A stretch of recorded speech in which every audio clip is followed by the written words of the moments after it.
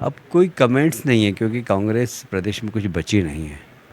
और जो बड़ी ताकत थी ज्योतिराज सिंधिया जी वो हमारे साथ आ गए, इसलिए अब कांग्रेस में कुछ बचा नहीं है। एक तरफ कैलाश विजयवर्गीय कह रहे हैं कि कांग्रेस में बचा ही क्या है, तो दूसरी तरफ कमलनाथ दावा कर रहे हैं कि बीजेपी के कई नेता उनके संपर्क में हैं। अब दोनों नेताओं के दावों में कितना दम है ये वक्त बताएगा, लेकिन उनके इन बयान के मायने जरूर निकाले जा रहे हैं। 2023 के चुनाव से पहले बयानों के जरिए बीजेपी और कांग्रेस एक दूसरे पर मनोवैज्ञानिक दबाव बनाने में जुटे हैं ताकि विधानसभा चुनाव में इसका फायदा मिल सके। अब कमलनाथ का वो बयान सुनिए जिसमें उन्होंने बीजेपी के नेताओं के संपर्क में होने की बात कही है। आज बीजेपी के भी कुछ नेता मुझे मिले, मैंने कहा मैं ओपनली मिलूंगा, ठीक है। जो कांग्रेस में आना चाहते हैं मिले, सबके साथ मिले। बीजेपी के लोग, देखिए विधायकों की कोई कीमत नहीं है कि वो आए जाएं। हाँ, ये बात कि ये विधायक है, ये ज्वाइन कर रहा है, मैं क्या करूँगा। मैं तो जो ज़मीन के नज़दीक है, जो लोगों के नज़दीक है, वो लोग का वजन है। अब कमलनाथ के इस दावे पर बीजेपी का जवाब ना आए, भला ये कैसे हो सकता है। बीजेपी नेताओं के संपर्क वाले बयान पर बीजेपी ने भी पलटवार किया। मैं कमलनाथ जी आपको कहना चाहता हूं, ये भारतीय जनता पार्टी है। जिस भारतीय जनता पार्टी के लिए पीढ़ियां खप गईं अपने पद्धति के विकास के लिए, ये व्यक्तियों पर चलने वाला दल नहीं है, व्यक्तियों के नाम से या परिवारों से चलने वाला दल नहीं है, ये विचार के आधार पर चलने वाला दल है। आप अपने घर को संभाल नहीं पा रहे, भारतीय जनता पार्टी की चिंता मत करिए। कहीं ना कहीं 2023 के चुनाव से पहले प्रदेश में दल बदल की बहस फिर जोर पकड़ रही है। जाहिर है 2020 में दल बदल कांग्रेस के लिए सत्ता से बाहर जाने की वजह बनी थी, लेकिन इस बार कमलनाथ माइंड गेम खेलकर बीजेपी पर प्रेशर बनाने की कोशिश कर रहे हैं। हालांकि बीजेपी कांग्रेस की रणनीति को बखूबी समझ रही है और उसने भी कांग्रेस को कड़ा जवाब देने की तैयारी कर रखी होगी।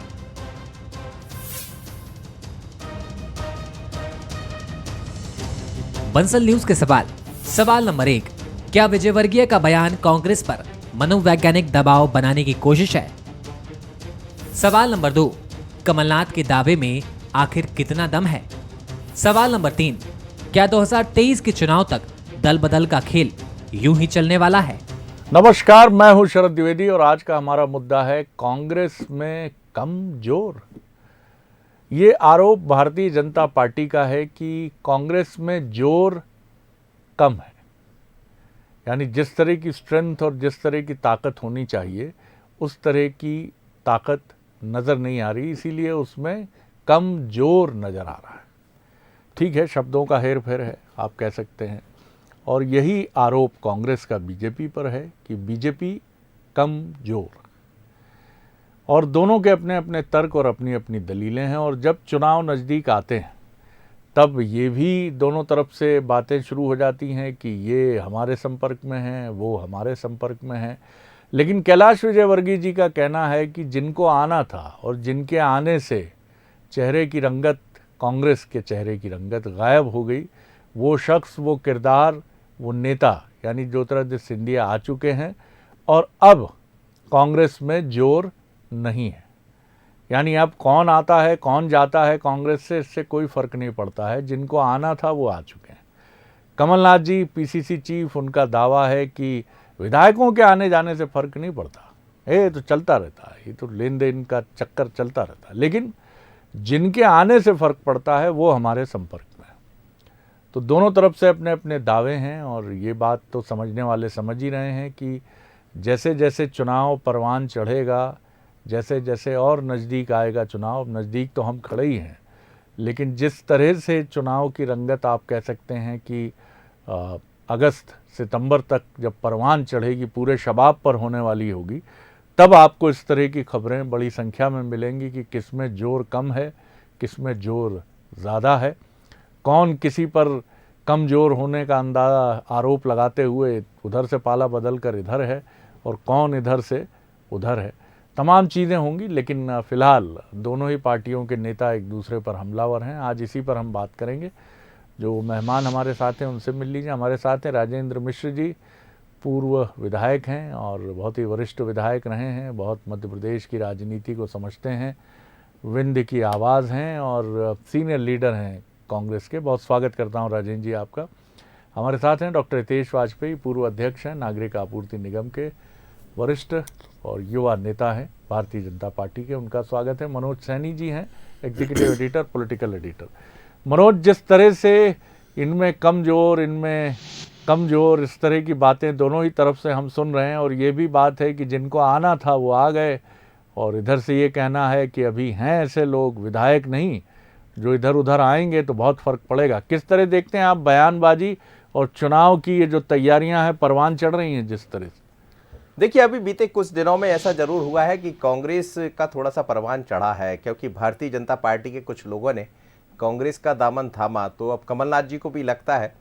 लेकिन ये कहना है कि अब विधायकों में भी दम नहीं रही अब उस तरह का, तो ये मसला एक दूसरी तरफ भी जाता है कि आखिर वो कौन लोग हैं, क्या अपने ही विधायकों पर विश्वास नहीं है या भारतीय जनता पार्टी के विधायकों पर विश्वास नहीं। कई बार बयान के बहुत सारे मायने निकाले जाते हैं। आज कमलनाथ जी का ये भी बयान था, हालांकि उसका इसमें जिक्र नहीं है, तो ये भी उन्होंने कहा। लेकिन निश्चित रूप से दोनों ही दलों की तरफ से, आपको याद होगा भूपेंद्र जी हमारे प्रोग्राम में ही कहे थे कि अब हमें ज़रूरत नहीं है किसी को लेने की, क्योंकि बहुत ज़्यादा जगह तो बची नहीं है। 3-4 दिन पहले बहुत ही वरिष्ठ नेता जो इस समय बड़ी जिम्मेदारी निभा रहे हैं, उनसे भी मेरी बात हो रही थी, तो उन्होंने भी कहा कि अब नहीं, अब कोई इधर नहीं आएगा, क्योंकि अब यदि आए तो फिर बड़ी दिक्कत हमारे यहाँ हो जाएगी, हमारे बीजेपी के नेता के भीतर भी हो जाएगी। तो बीजेपी तो अब इस मूड में है नहीं किसी के लेने की, जैसा वरिष्ठ नेता बता रहे। लेकिन चुनाव में सब जायज़ होता है शरद जी, आने वाले दिनों में दोनों ही तरफ हमें लग रहा दिखाई देगा, क्योंकि एक पूर्व सांसद का जो चुनाव लड़ी वो तो भारतीय जनता पार्टी का दामन थामे। जिस दिन नड्डा साहब आए थे तो शायद उस दिन दिखाने का यही प्रयास था, भले बीजेपी ये कहे कि हमारे पास भी लोग कतार में लगे हैं, दूसरी तरफ कमलनाथ कह रहे हैं। लेकिन राजनीति बहुत अलग है इस बार की, क्योंकि जो जाने वाले थे वो चले गए, जो आने वाले थे वो आ गए। अब दोनों दलों को ज़मीन पर अपनी मेहनत करने की ज़रूरत पड़ेगी, आने जाने से बहुत ज़्यादा फर्क इस बार पड़ने वाला नहीं। बिल्कुल, और अब मसला जो है वो खंदक की लड़ाई की तरफ बढ़ चला है। डॉक्टर हितेश वाजपेयी, तो अब दरवाजे पूरी तरह बंद या कुछ बीच में रणनीतिक दृष्टि से खुलेंगे, लेकिन अब कोई बहुत मायने नहीं रखता कि कौन इधर कौन उधर। देखिए शरद जी, चूँकि आप सभी लोगों ने राजनीति के सभी दौर लगभग देख लिए हैं, और हमने ये भी देखा कि भाई आने जाने से फ़र्क की जो आपने बात करी, ये फ़र्क शब्द बहुत महत्वपूर्ण होता है राजनीति में शरद जी। तो वो व्यक्ति कितना वजनदार है, उसकी कितनी पब्लिक में साख है। तो एक मायने में कमलनाथ जी ने गलत नहीं कहा, और आप उनको समझिए। देखिए, कमलनाथ जी ने कहा हाँ मेरे संपर्क में हैं, पहला सेंटेंस। दूसरा, विधायक होने से क्या होता है मतलब उनमें दम नहीं है, जिसकी तरफ मनोज जी भी इशारा कर रहे हैं। तीसरा, उन्होंने क्या कहा कि मेरे पास समय नहीं है उनके लिए। तो हम जो बार बार बात करते हैं, राजेंद्र जी भी इत्तेफाक रखेंगे, मैं कमलनाथ जी की कई मायनों में तारीफ़ करता हूँ कि वो एक्सटेम्पोर में कभी कभी सच बोल जाते हैं। तो मैं उनकी तीनों बातों को आज बड़ी बारीकी से देख रहा था, सुन रहा था। तो हो सकता है ऐसे लोग उनके संपर्क में हो जिनका थोड़ा सा वजन कम हुआ है, और उनके पूरे वक्तव्य में ये आपने देखा होगा, ये झलक रहा है। देखिए, सिंधिया जी और उनके साथी आए, हमारे साथ जुड़े, और आज हमारे बड़े नेता हैं वो, तो उससे सरकार ही बदली। और उसके बाद हम इस विषय को लेकर उपचुनाव में गए, और हमने उसके बाद पुनः उपचुनाव करा के एक जो लोकतांत्रिक तरीका जो होता है उससे हमने मैंडेट को लिया। लेकिन जिस प्रकार के दल बदल की बातचीत हो रही है वो चुनावी होता है शरद जी, और ये दोनों तरफा होता है, इसमें नकारा नहीं जा सकता इसको। पर फर्क क्या पड़ेगा, तो कमलनाथ जी के खुद वक्तव्य में, फिर मैं रिपीट करना चाहूँगा, ध्यान से आप सुनेंगे, तो इस बात का इनकार है कि जो लोग कतार में हैं उससे फ़र्क नहीं पड़ेगा। तो वो भी इवेल्यूएट कर रहे हैं। और बाइपोलर पॉलिटिक्स 1951 से लेकर आज तक मध्य प्रदेश की रही है। हाँ, विंध्य से राजेंद्र जी आते हैं, वहाँ जरूर ट्रायंगुलर, और बुंदेलखंड में क्वाड्रेंगुलर, चतुर्भुजी हम कह सकते थे, चतुष्कोणी मुकाबला है, त्रिकोणी चतुष्कोणी। लेकिन मोरलेस हम देखें तो ये बाइपोलर पॉलिटिक्स का मध्य प्रदेश केंद्र रहा है। तो इस सब से राजनीति में अब कोई बहुत बड़ा अंतर नहीं आना है शरद जी। नेता कौन होगा, मेरे स्पष्ट दो नेता सामने हैं, शिवराज सिंह चौहान जी और विष्णुदत्त शर्मा जी। हम उनकी साख पर आगे बढ़ रहे हैं, उनके काम पर आगे बढ़ रहे हैं। नीतियां क्या होंगी उसमें भी आपने देखा, हमने लाडली बहन के रूप में 15 लाख रजिस्ट्रेशन करा, 1000 रुपये तय किया, तो कमलनाथ जी ने उसको स्वीकार किया कि हाँ भाई इसकी जरूरत, उन्होंने 1500 किया। दूसरे राज्यों में भी उस पर निर्णय हुए।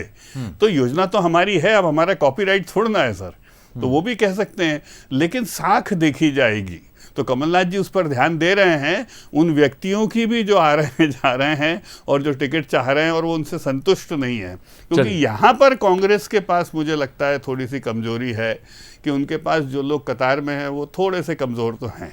राजेंद्र जी, मैं आपकी तरफ आ रहा हूँ। जितना मैं अब तक की इस राजनीतिक चर्चा से और इसके पहले के बीजेपी कांग्रेस के दिग्गज नेताओं के बयानों से समझा हूँ कि जिनके आने जाने से फ़र्क पड़ता है उनका आना जाना हो चुका है, और जो सच्ची बात है।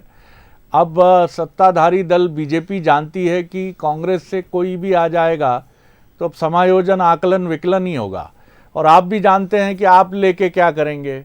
बीजेपी से जो आते हैं वो आएंगे तो उनकी भी अपनी कुछ मजबूरी होगी।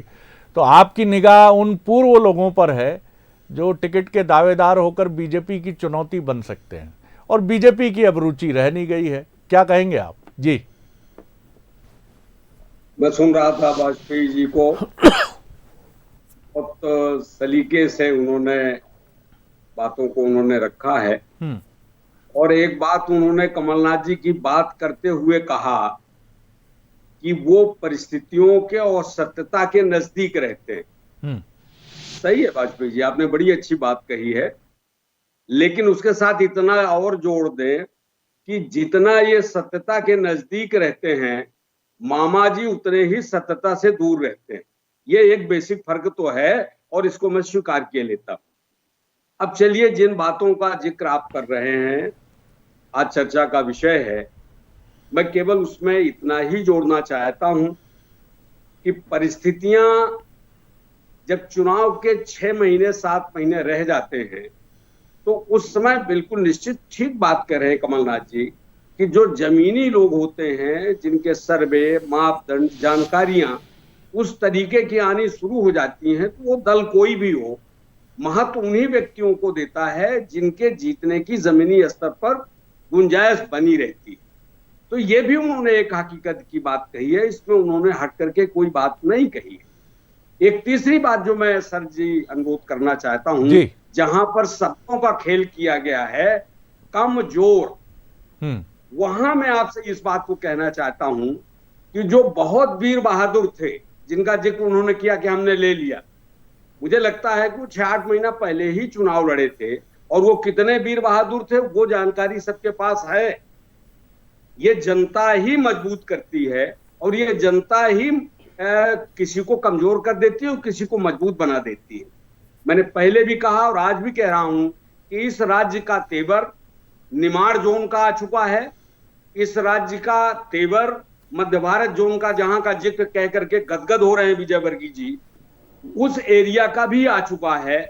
और विंध्य डिवीजन की बातचीत जो चर्चा की जा रही है, विंध्य डिवीजन में भी कमोबेश कुछ दिनों से, जब से बहुजन कमजोर हो गया, समाजवादी पार्टी का अस्तित्व करीब करीब समाप्त हो गया। शरद जी, बहुत सारी चीजों का, मनोज जी आपको ज्ञान है कि इस अंचल में भी अब लड़ाई सीधे सीधे, तो इसलिए हम इससे इनकार नहीं कर सकते हैं कि ये धरा समाजवादियों का गढ़ रहा है। किसी जमाने में जब नेहरू जी का, जब इंदिरा जी का भी प्रादुर्भाव था मजबूती और ताकत के साथ में, तब भी यहां पर जो समाजवादी लोग थे, यमुना प्रसाद शास्त्री, चंद्र प्रताप तिवारी जैसे लोग अपने बलबूते पर चुनाव जीत करके आते थे।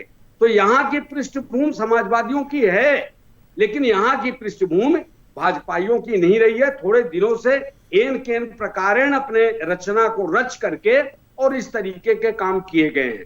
तो इसलिए मेरा अपना कहना यह है कि इस राज्य की जनता का मनोदशा, मनोबल इस तरफ अब बढ़ चुका है कि हमने उनको देख लिया है, अच्छी तरह से देख लिया है। राज्य में 15-20 वर्षों से देख रहे हैं, केंद्र में भी 7-8 वर्षों से देख रहे हैं। तो अब ये मन बदलने का एक भाव बना है, और इसीलिए दल बदलने में उनके तरफ से लोग लगे हुए हैं, हमारी तरफ से प्रश्न नहीं है। मनोज जी, अब तक की राजनीतिक चर्चा से दोनों राजनीतिक मेहमानों की ये बात साफ है कि इस बार लड़ाई बिल्कुल दूसरे मुद्दों पर है, आमने सामने है, और एक दूसरे की स्ट्रेंथ और वीकनेस पर होगी लड़ाई, एक दूसरे की ताकत और एक दूसरे की कमजोरी पर लड़ाई होगी। क्योंकि अब ये जो होना था 5 साल में, जो कुछ घटना था वो घट चुका है, और बीजेपी कांग्रेस अब देख रहे हैं कि हमारी ताकत क्या है और प्रतिद्वंद्वी की कमजोरी क्या है, और यही सामने वाला भी देख रहा है कि आपकी ताकत क्या है और आपकी कमजोरी क्या है। इसमें आप किस तरह से देख रहे हैं? बीजेपी जहां महत्वपूर्ण योजनाओं की बात कर रही है, फ्लैगशिप स्कीम्स ले रही है, डबल इंजन का उसका नारा है, वहीं जैसा डॉक्टर हितेश वाजपेयी ने भी माना, और ये अच्छी बात है कि वो भी, यानी बीजेपी की तरफ से डॉक्टर वाजपेयी ये समझ रहे हैं बहुत अच्छे से कि कमलनाथ एक सीजन्ड कैंपेनर हैं, और वो बजाय नुक्ताचीनी करने के वो इस पे ध्यान दे रहे हैं कि बीजेपी की ताकत क्या है, और इसीलिए वो बीजेपी की बेहतर योजनाओं में अपने भी अंशदान की बात कर जाते हैं। बीजेपी के जो जमीनी आधार वाले नेता हैं उनकी निगाह शायद उन पर भी टिकी है। तो दोनों ही पार्टियां बहुत फूक फूक कर कदम रख रही हैं।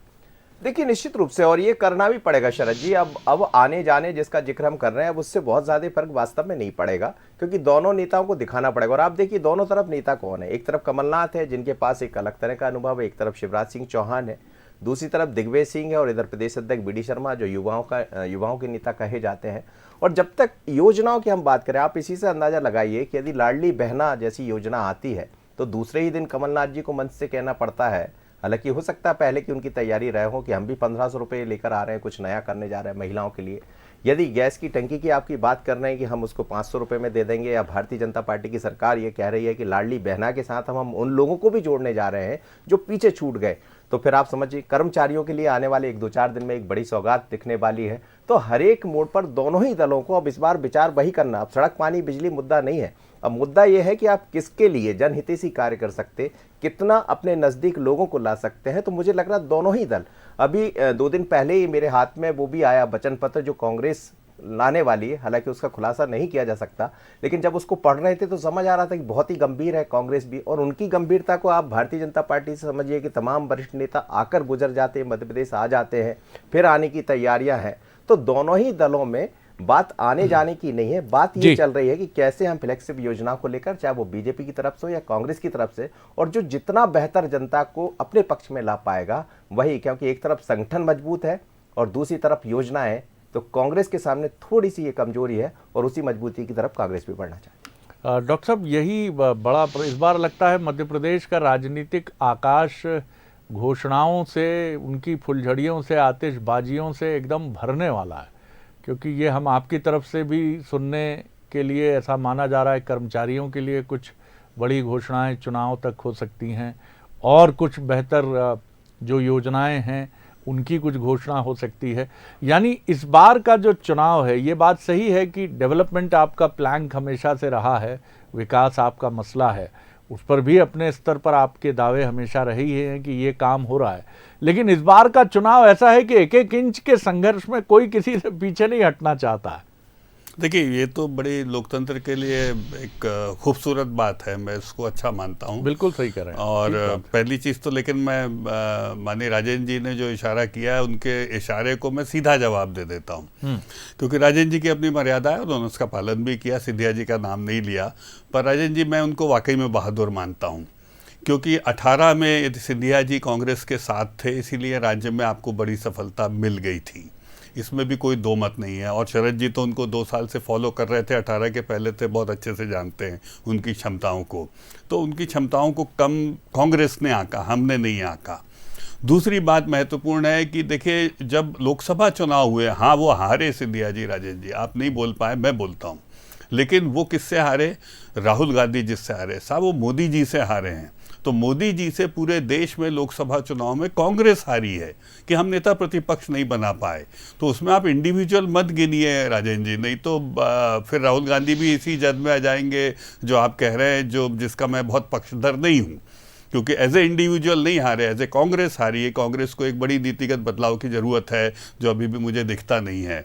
तो ये एक बहुत बड़ा विषय था और इसीलिए 29 में से 28 सीटें हमने जीती। और छिंदवाड़ा कैसे जीती है वो हम भी जानते हैं, मैं उस पर बहुत ज़्यादा नहीं बोलना चाहता, मर्यादा बनी रहे। तीसरी बात जो बहुत महत्वपूर्ण है, सिंधिया जी ने बहादुरी के साथ निर्णय लिया। आसान निर्णय नहीं था राजेंद्र जी, आप भी जानते हैं, आप बहुत सीनियर लीडर हैं, कि आप सोचिए 18 साल से उन्होंने, और कभी उन्होंने राहुल गांधी जी के लिए अपशब्द नहीं कहे, आज भी नहीं कहते हैं, वो बहुत क्लोज रहे हैं, उनके अच्छे मित्र रहे हैं। उसके बाद ये निर्णय लेना, ये आसान निर्णय नहीं था राजेंद्र जी। आप मतलब सोचिएगा, कभी 6-6, 8-8 बार के विधायक हैं साथ में और मंत्री थे सभी लोग, तो बहादुरी तो ये थी कहीं ना कहीं, इसको हम इग्नोर नहीं कर सकते, छोटा नहीं कर सकते। और जो शरद जी ने बात करी है, इस सब परिदृश्य में देखिए, अब 23 अलग है, 23 में सिंधिया जी नहीं है, और दिग्विजय सिंह जी को आप, मैं और सभी लोग बहुत अच्छे से जानते हैं। वो कमलनाथ जी की कितनी मदद करेंगे और कितना उनको नुकसान होगा, ये आप लोगों को इवेल्यूएट करना, हमें नहीं करना है।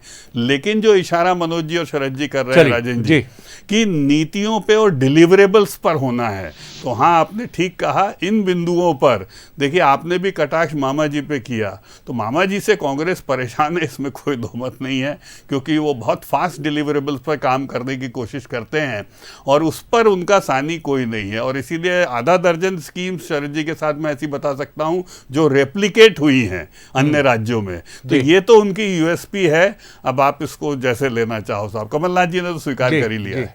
मिश्रा जी, डॉक्टर हितेश वाजपेयी ने एक बात जो की, वो उस बात को ही मैं सवाल के तौर पर आपकी तरफ ले आता हूं कि एक बड़ा अंतर है प्रधानमंत्री नरेंद्र मोदी के तौर पर बीजेपी के पूरे बेड़े में। मामा जी यानी शिवराज जी हैं, तो आपके पास भी एक वरिष्ठ नेता हैं, और छत्तीसगढ़ में बात करें तो वहाँ कका हैं, उनका नाम भूपेश जी का वहाँ प्रिय संबोधन कका है। यहाँ मामा जी हैं, वहाँ कका हैं, और यहाँ कमलनाथ जी हैं। कुछ ग्रामीण क्षेत्रों में हम सुनते हैं कि दादा उनको कहा जाता है। बहरहाल, लेकिन प्रधानमंत्री जैसे आपके सर्वश्रेष्ठ समय में कांग्रेस के इंदिरा जी एक बड़ा अंतर पैदा कर देती थी बतौर प्रधानमंत्री। उनकी रैलियां, उनका राज्यों में जाना एक लहर बन जाता था। ये सही बात है कि 2019 के चुनाव में मोदी एक लहर थे, और 2023 और 24 में भी वो एक लहर होंगे। अभी की लेटेस्ट रिपोर्ट बता रही है कि दुनिया के सर्वाधिक लोकप्रिय नेता हैं। आप इसका तोड़ कहां से लेकर आएंगे? क्योंकि सही बात है, राहुल जी संघर्ष कर रहे हैं, शुभकामनाएं हैं उनके लिए, लेकिन अभी एक बड़ा अंतर तो है। आपके पास एक इस तरह का कोई व्यक्तित्व नजर नहीं आता राजीव जी। सर जी, वाजपेयी जी अभी कुछ बात कह रहे थे, मैं एक क्षण भर में पहले वो बात कर दूं, फिर जो आपने कहा है उस पर आऊंगा जी। उन्होंने हार जीत का बड़ी सरलता से, बड़ा आनंद आता है आप दोनों की बातचीत करने में। शरद जी भी बड़ी सरलता से कोई बात कह जाते हैं और बड़ी बात कह जाते हैं। वाजपेयी जी इसके मास्टर हैं। अभी उन्होंने बड़े सरलता से इस बात को कह दिया, हार जीत के विषय में जी, राहुल जी का ऐसा हो गया। हार जीत तो वाजपेयी जी इसको एक एपिसोड में, एक पंचवर्षीय में देखेंगे तो जो आप कह रहे हैं वो अर्थ निकलेगा, लेकिन इसके व्यापक मायने में, व्यापक परिप्रेक्ष्य में जब आप जाएंगे, कौन नहीं हारा? अटल बिहारी वाजपेयी जी नहीं हारे हैं, और किससे हारे हैं? सहमत हूं। तो इसलिए उस दृष्टि से तो जो पुरानी चीजें हैं, आप भी दो मेंबर ऑफ पार्लियामेंट बचे थे, तो वहां से बढ़कर के यहां तक आए, तो उस मुद्दे पर, उस बहस पर जाएंगे तो ना उतना समय है और ना उसका आज चर्चा का विषय है। तो मैं उस तरफ तो जाना नहीं चाहता। शरद जी ने एक बात जो कही है कि मोदी जी का जो व्यक्तित्व है, जो मुखौटा है, उसके मुकाबले में राज्य में तो उन्होंने इसलिए चर्चा नहीं छेड़ा कि वो कमलनाथ जी को पर्याप्त मान रहे, तो मुझे लगता है कि इसलिए शरद जी ने उस बात को नहीं छेड़ा उन्होंने। चलिए, उसके लिए उनको धन्यवाद। लड़ाई तो भी आमने सामने की यहां उन्हीं से है। जहां तक मोदी जी की बात आप कर रहे हैं, अभी ये चुनाव 2023 का तो 7-8 महीने, 2024 का भी सालों पड़ा हुआ। तो मैं शरद जी केवल इतना आपसे कहना चाहता हूं कि जब चीजें क्षरण होने लगती हैं, जब नीचे की तरफ आना शुरू हो जाती हैं, मोदी जी का जिस तरीके से अडानी जी के साथ में कैंपेन स्टार्ट है, और जिस तरीके से पार्लियामेंट के जवाब और सवाल बंद हो चुके हैं, जिस तरीके से देश मामले में एक तरीके से समूचा विपक्ष हमलावर है, जरा समय थोड़ा सा शरद जी दीजिए। मुझे जनता पर जाने क्यों भरोसा है कि आने वाले अच्छा, समय में कमलनाथ जी और अडानी जी के संबंध नहीं है क्या? वो क्यों गायब है सारे मोर्चे से? तो आप मैं वाजपेयी जी से निवेदन करूंगा, मैं कुछ बोला नहीं बीच में। नहीं, मैं बीच की बात नहीं कर रहा हूं सर। क्या है, ये बहुत पॉलिटिकल डिबेट है, तो मेरा भी एक सवाल है कि कमलनाथ जी और अडानी जी के क्या संबंध नहीं रहे हैं बहुत अच्छे, इसलिए वो गायब हैं? ये भी प्रश्न आता है। संबंध तो कोई किसी के पास उठता है बैठता है संबंधों पर उन संबंधों के जब आप पार्लियामेंट के कार्यवाही को स्पंज करते, जब सत्ता पक्ष ही पार्लियामेंट को नहीं चलने देता है। अब आप भटक गए सर, वो बड़ी डिबेट है, किसी दिन मुझे लगता है कि हम मुद्दे पर अगर लौटें तो ये जनता पर छोड़ने वाले ही मसले हैं कि जो विपक्ष उठाता है और जो सत्ता पक्ष उठाता है। तो बेहतर यही है कि जो जनता इन सारे मुद्दों को बड़े गौर से, बड़ी रुचि से देखती है, सुनती है, समझती है, और उसके बाद फिर जब चुनाव आता है, जब उससे कहा जाता है कि आप अपना जनादेश दीजिए, तो वो अपना जनादेश देती है। चाहे इसके पहले तमाम मसले उठे हों या आज भी वो मसले उठे हों। तो ये मसला मुझे लगता है कि नुक्ताचीनी के बजाय जनता की अदालत पर छोड़ना इसको ज़्यादा बेहतर होगा। लेकिन इतना ज़रूर है कि ये एक बड़ा अंतर आज की राजनीति में है। उत्तर प्रदेश में ये बड़ा अंतर रहा, गुजरात जो प्रधानमंत्री का गृह राज्य है वहाँ ये बड़ा अंतर रहा, और माना ये जा रहा है कि मध्य प्रदेश में भी मध्य प्रदेश में भी ये डबल इंजन का नारा जो शिवराज जी और मोदी जी का है, क्या ये एक बड़ा अंतर पैदा करेगा? और ये अगर अंतर पैदा करेगा तो ये निश्चित तौर पर एक बड़ी चुनौती है, क्योंकि उसके मुकाबिल कांग्रेस को अपनी रणनीति को कुछ और दिशा की तरफ ज़रूर ले जाना होगा। वो क्या होगा वो कांग्रेस ही बेहतर सोच रही होगी। बहुत शुक्रिया मनोज जी, बहुत शुक्रिया राजेंद्र जी, बहुत धन्यवाद डॉक्टर वाजपेयी। आगे देखिए छत्तीसगढ़ आज का मुद्दा, दिल्ली में गढ़ की प्लानिंग। नमस्कार।